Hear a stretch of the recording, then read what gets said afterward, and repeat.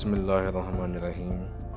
आज हम जिस टॉपिक पे बात करने वाले हैं वो है रेफ्रिजरेटर की कूलिंग के बारे में कि आया कि रेफ्रिजरेटर का टेम्परेचर कहाँ पे सेट होता है और कौन सी फूड पर कहाँ पर टेम्परेचर सेट करना चाहिए।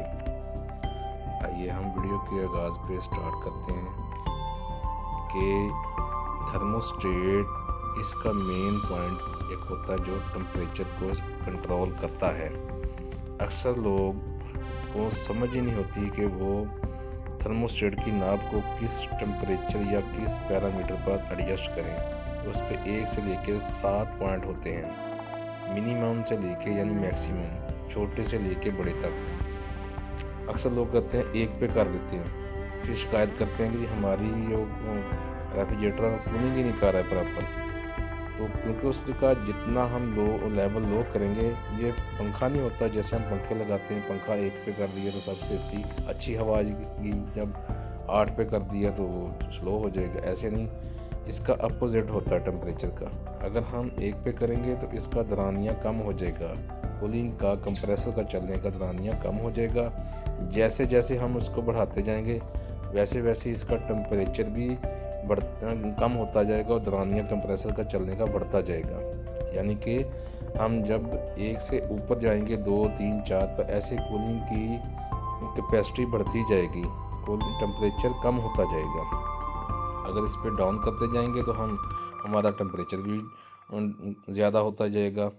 ये इसके अपोजिट होता है। मिसाल के तौर पे अगर हमने इस पे 1 पे रखा टेम्परेचर या 2 पे रखा तो इसका टेम्परेचर भी ज़्यादा होगा।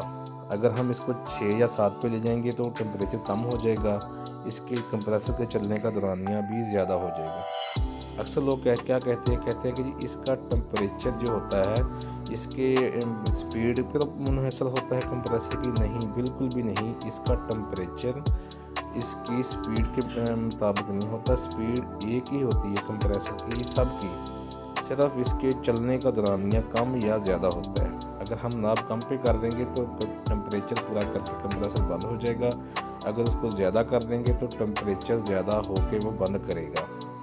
आगे जितनी भी सब्जियां होती हैं, मिसाल के तौर पे हमने अपने रेफ्रिजरेटर फ्रीजर में जो भी चीज़ रखी है उसका अपना एक टेम्परेचर होता है, उस टेम्परेचर पर उसको सेव कर सकते हैं। अगर वो एक सब्ज़ी जो होती है वो 0 डिग्री सेंटीग्रेड पर या फूड कोई भी है उसका अपना टेम्परेचर होता है, उसका पैरामीटर होता है। जो गोश्त वगैरह होता है वो 0 डिग्री सेंटीग्रेड रखते हैं हम। ऐसे ही कोई चीज़ वगैरह होगी वो भी 0 पे होगी। फ्रूट वगैरह हो गया वो भी हम तकरीबन 16 डिग्री सेंटीग्रेड पर रखते हैं। जैसे जैसे जिस फूड की जो कैपेसिटी होगी उस फूड के हिसाब से हम टेम्परेचर को एडजस्ट करेंगे। अमूमन घरों में हम कह सकते हैं कि इसका टेम्परेचर हम मैक्सिमम 6 पे गर्मियों पे रखेंगे और सर्दियों में हम इसका टेम्परेचर 3 सेल्सियस पे रखेंगे, यानी कि 3 की नाप पे हम रखेंगे।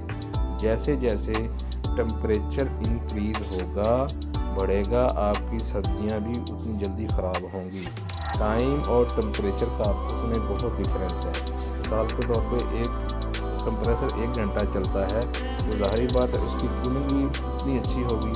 एक कंप्रेसर जो चलता है वो चलता है आधा घंटा, तो उसकी टेम्परेचर की कैपेसिटी भी उसी हिसाब से होगी, यानी कि टेम्परेचर ज़्यादा होगा, कम नहीं होगा।